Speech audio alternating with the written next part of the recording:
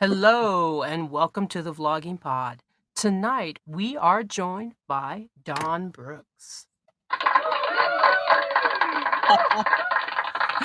Welcome to the room, Don. How are you this evening?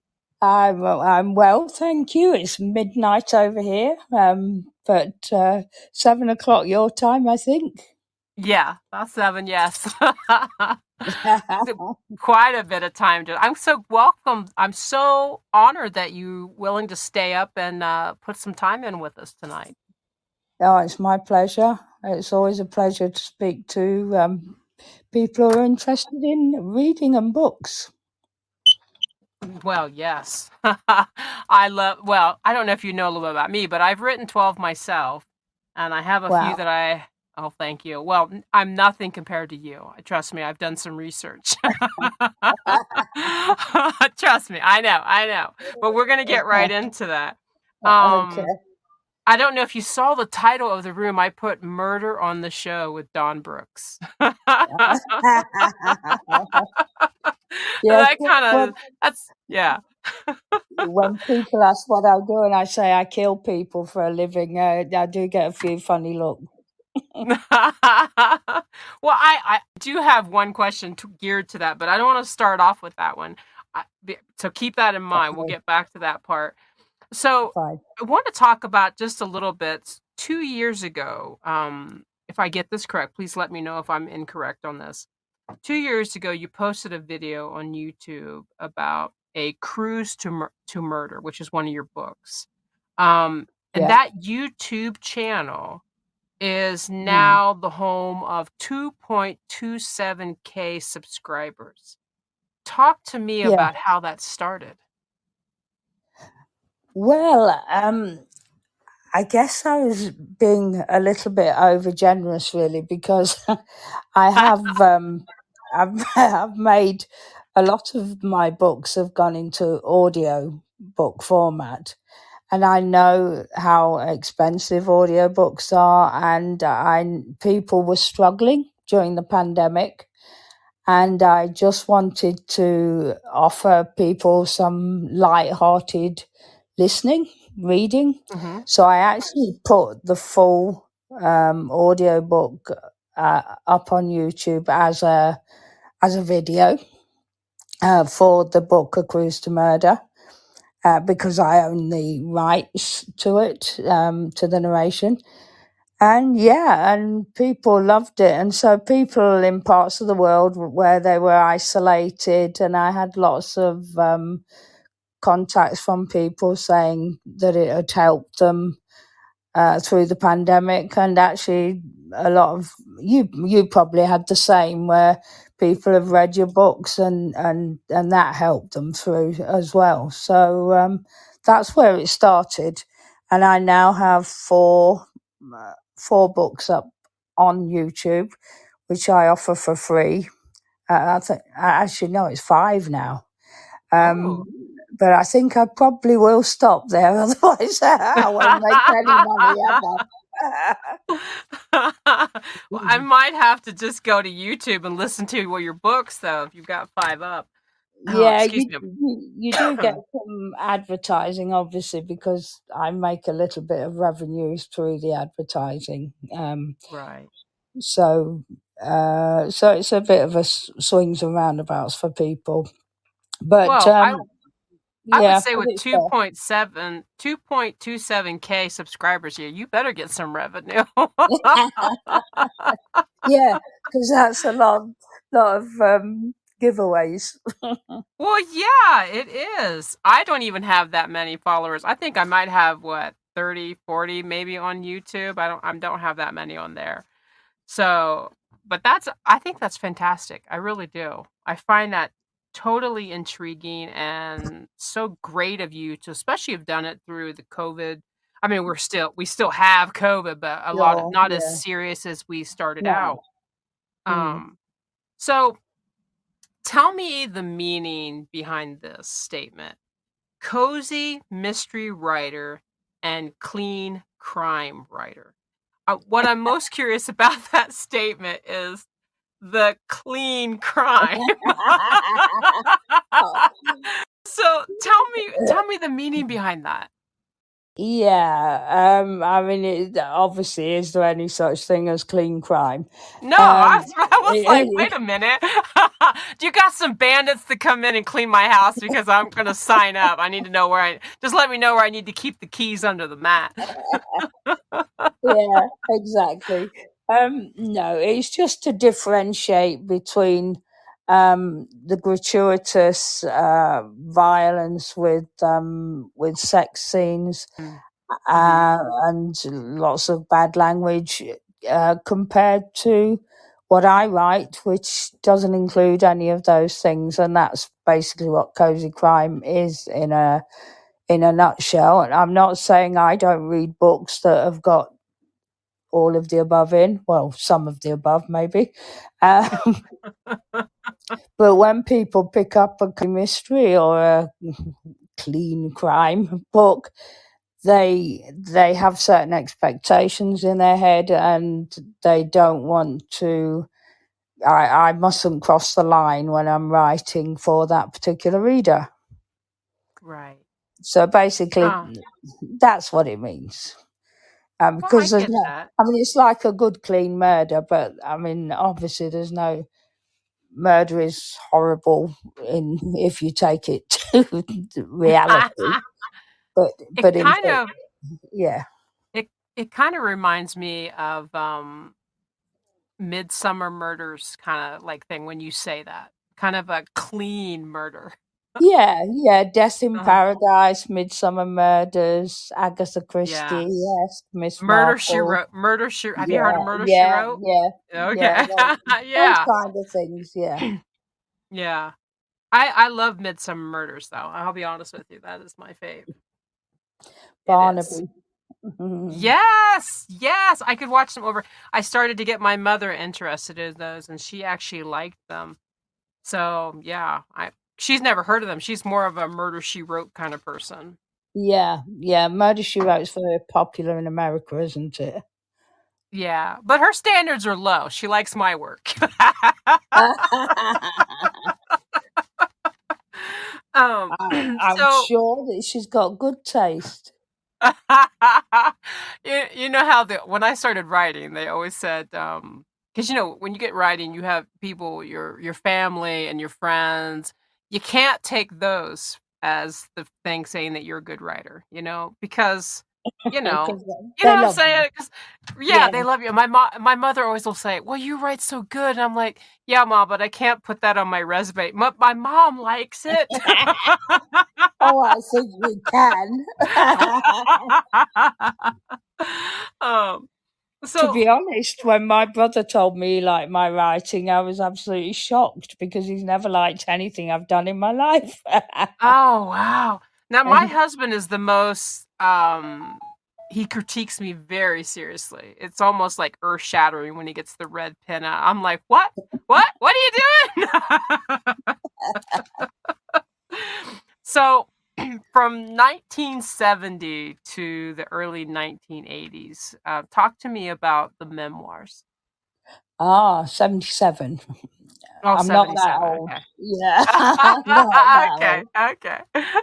Yeah, basically in 1977 I started nursing as a career, and the first books I wrote were a series of memoirs based around my nurse training back in those days, because it was really strict, and I was growing up at the same time. I mean, I was 18 when I started nursing, and you grow up very quickly in a job like that. And I just wanted to cover some of because although it was absolutely terrifying and a lot of growing up to be done, it was such fun.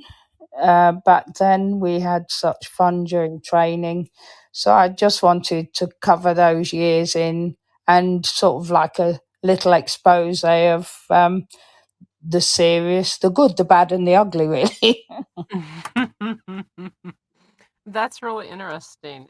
And did you make those available? You still have those published, yes? Yes, they are still, yeah, they're still there. The Hurry Up Nurse series, they are. Okay, the Um, Hurry Up Nursery. Yeah, books 1, 2, and 3. Okay. I'm writing that down. I always like to look up different books, and I'm always intrigued. So, talk to me a little bit about, and please let me know if I've got the wrong data here because I was doing a little bit of research. And I know you've mentioned it in your bio, but I had to do a little digging. Hmm. Is it the Oakwood Literature Festival in Derby? Am I getting that correct? Yeah, that's correct. Yeah. All right. So, tell me now if I'm correct even more, you started this, right?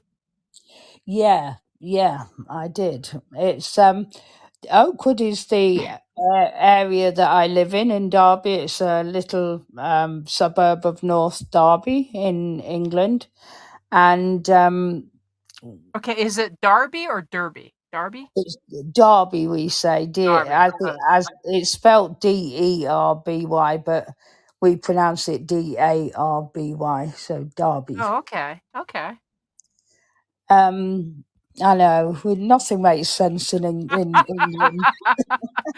Oh, no, no. Actually, I saw a comedian and he was on stage and he talked about aluminum. Well, you guys pronounce it differently and you emphasize the I in it more. And he Yeah, was like, "There's Illumini. no Yeah. yes," and he was like, "There's no I in that." And so he brings it up on stage. He goes, "Okay, you guys got one right." So yeah, but I think you guys I think it's just about pronunciation and around the world Yeah, kind of turn, it just depends on your environment about how things are pronounced. But absolutely, anyways, right. absolutely. So it's in Derby, right? So tell me how the festival got started. Well, I had this idea that it would be good. There's a big festival in Derby, but it's for big authors Mhm. and well-known celebrities. Really, that might have only they may have written one book, they may have written 10 books, but it's quite exclusive and great. And I go to it myself, so I have no criticism of it. But there wasn't anything for mid-list sort of starting out or indie authors. Mhm. So that the idea behind it was to just have something local to get people invited to, and I wanted initially to make it free. Again, I love my freebies. Me too. Me too. Yeah. So So how long? Go yeah, ahead. yeah, we've been. I started it. I actually launched it at the same time as I launched my first novel, which was in 2018. Okay.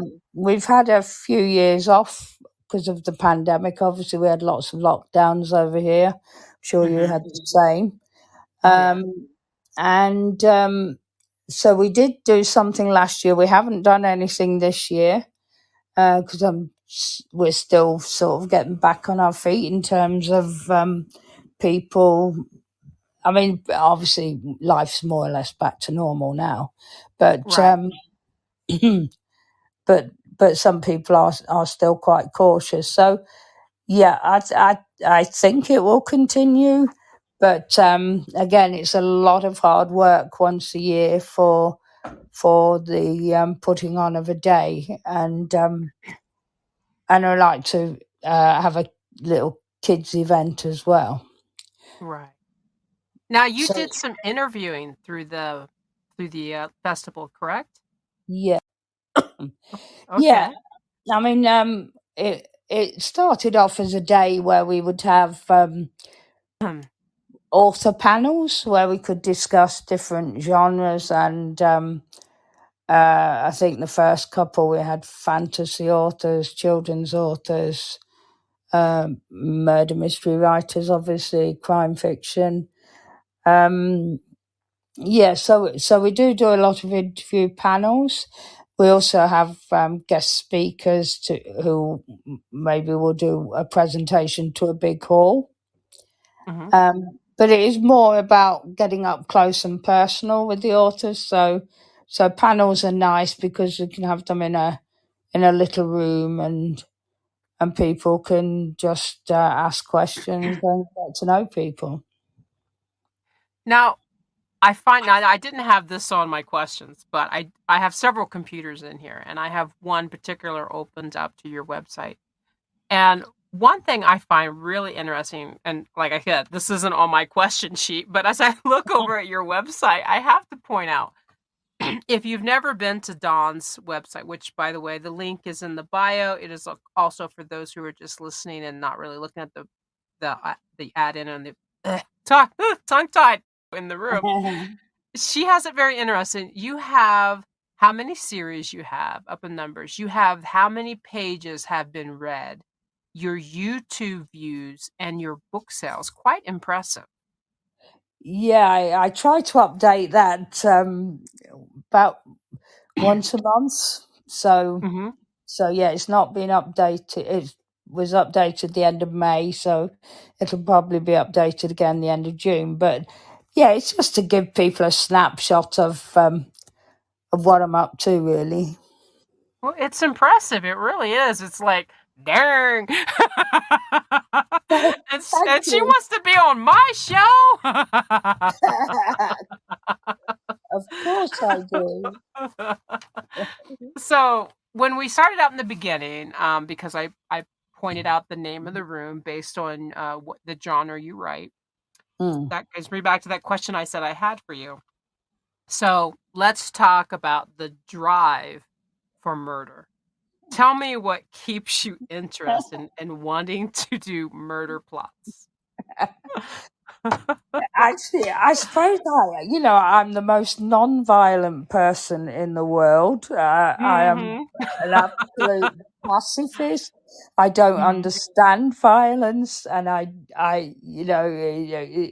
so it goes completely against everything I believe in. But I divorce myself from that, and because what I love about murder mysteries is the puzzle.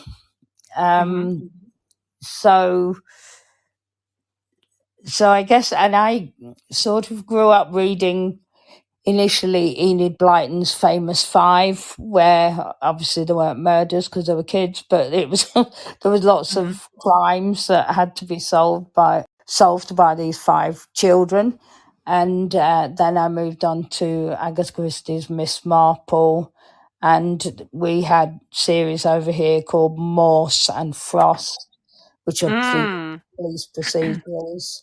That I've And watched. yeah, and I fell in love with the genre, but I'm not into gore or graphic violence. Mhm. And uh, again, I suppose that's why I settled for cozy mystery. When I first started to write A Cruise to Murder, which is the first novel I wrote, initially it was going to be a little bit more thriller-esque, and I found I didn't like that I couldn't write it. I don't mind reading it, but I couldn't bring myself to write that sort of thing. So I switched it and made it more of the cozy with some humour. I don't. There are cozy mysteries vary from the absolutely bonkers with talking animals and all sorts of things to uh, my sort of writing, which is more about there's a murder which happens off screen, really, and Mhm. then you get involved with the characters, and it's all about the characterizations and unraveling this plot and motives and finding the killer out of a number of suspects. Mm. Now, speaking of your work, Yeah. excuse me, you have the newer one coming out. It's Murder at Wimbledon Mansion. Tell us about the Oh, book. yeah, that came out in April. I've actually got another one coming out this month. But Murder, Ooh. Murder at a Wimbledon Mansion uh, sort of takes. That's my.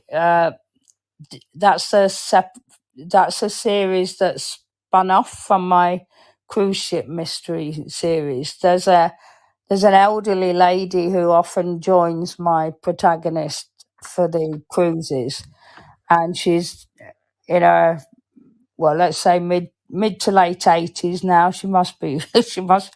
If I was going in real time, she'd be knocking on to 100 now. But she, she's, we still call her an octogenarian, and that Uh-huh. the series, which a uh, uh, murder at Wimbledon Mansion, is her and a quirky cousin-in-law who initially she doesn't get on with at all, who's late 70s, because Lady Marjorie is very upper class and Edna is very much working class Oops. speakers you That's sorry. find. That was my timer, but go ahead. Keep going.